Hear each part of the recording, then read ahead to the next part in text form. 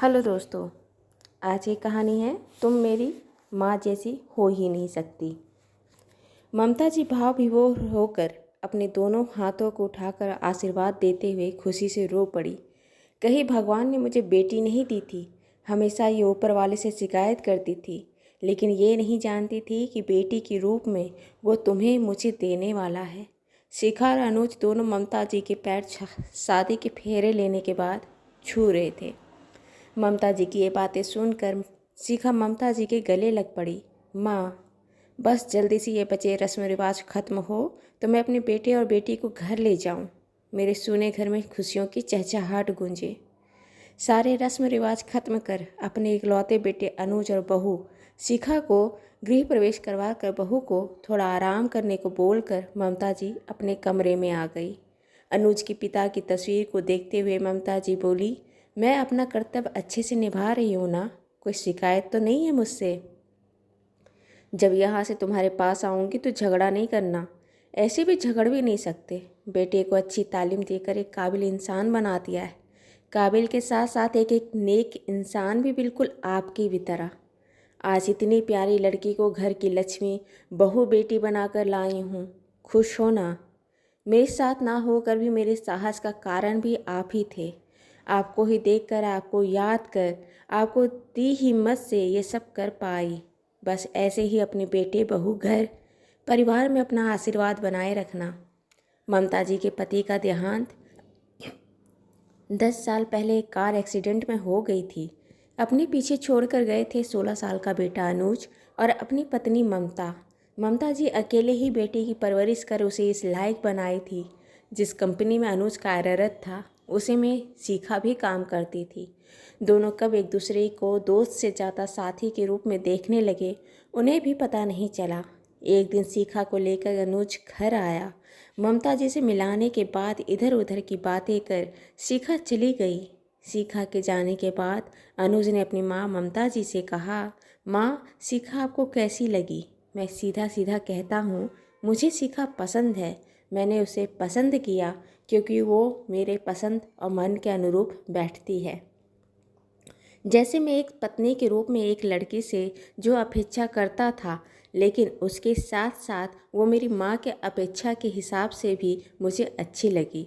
हमारी इस छोटे घर में वो हमारी जैसी ही सम्मिलित हो जाएगी, ऐसा मुझे लगता है। पर मेरी पसंद आपसे ऊपर की नहीं है। आपका निर्णय अंतिम होगा, कह अनुज अपने कमरे में चला गया। दूसरे दिन ममता जी बोली, तेरी पसंद मुझे बहुत पसंद है। बस एक बात की चिंता है, शिखा बड़े घर की है, हमारे घर में एडजस्ट हो जाएगी? उसके पिता के दिए आराम भरा जीवन उसे यहाँ नहीं मिल पाएगा। हम कोशिश करेंगे कि एक पिता की राजकुमारी हमारे घर आकर राजकुमारी ही रहे।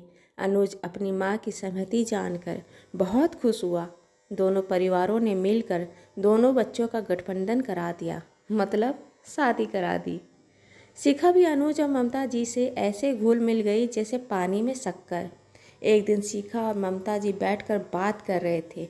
बातों ही बातों में ममता जी ने कहा, हमारे समय में लड़कियों का ज़्यादा पढ़ना लिखना था नहीं। मेरी शादी कम उम्र में करा दी गई। मैं फिर भी अपने ज़माने में 8वीं तक की पढ़ाई की हूँ। मैं पढ़ने में अच्छी थी। मुझे अंग्रेज़ी पढ़ने और धारा प्रवाह बोलने का बड़ा मन था, लेकिन आज तक वो मन पूरा नहीं कर सकी। शिखा बोली, माँ, जब मन में इच्छा जागे तभी कर लो। मैं आपको अंग्रेजी सिखाऊंगी। आप अंग्रेजी धारा प्रवाह बोलेंगी भी। आपकी पढ़ाई कल से शुरू करती हूँ। दोनों सास बहू एक दूसरे के साथ समय ऐसे ही बिताते। शिखा को ममता जी खाना बनाने सिखाती और शिखा ममता जी को अंग्रेजी पढ़ाकर। शिखा ममता जी से खाना बनाना सीख कर बड़े मन से अनुज को खाना परोसती। अनुज खाना चख कर ही बुरा सा मुंह बनाकर कहता, माँ जैसा खाना तुम बना ही नहीं सकती। शिखा को बुरा लगता। ममता जी से जैसा खाना स्वादिष्ट ना बनाने पर नहीं, बल्कि अनुज के व्यवहार पर। वो एक बार भी ये नहीं समझ पाता कि शिखा कितनी कोशिश कर रही है। कभी कभी ममता जी भी टोकती, अनुज ऐसा मत बोला कर, बहू की कोशिशों की तारीफ कर, वो बहुत कोशिश कर रही है। माँ, अब आप क्या चाहते हो? शिखा को खुश करने के लिए सच भी ना बोलूं, खाना अच्छा नहीं बनाती तो नहीं बनाती।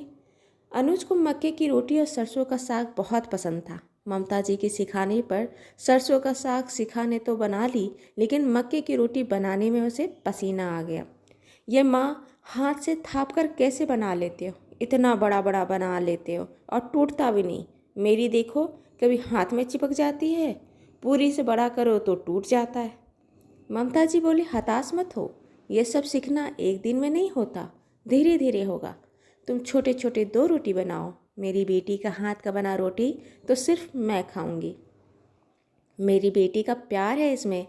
रात को खाने की मेज पर बैठने पर ममता जी सीखा की बनाई बेढंगी, जली, थोड़ी कच्ची थोड़ी पक्की मक्की की रोटी ली। जब खाने लगी तो अनुज नाराज हो गया।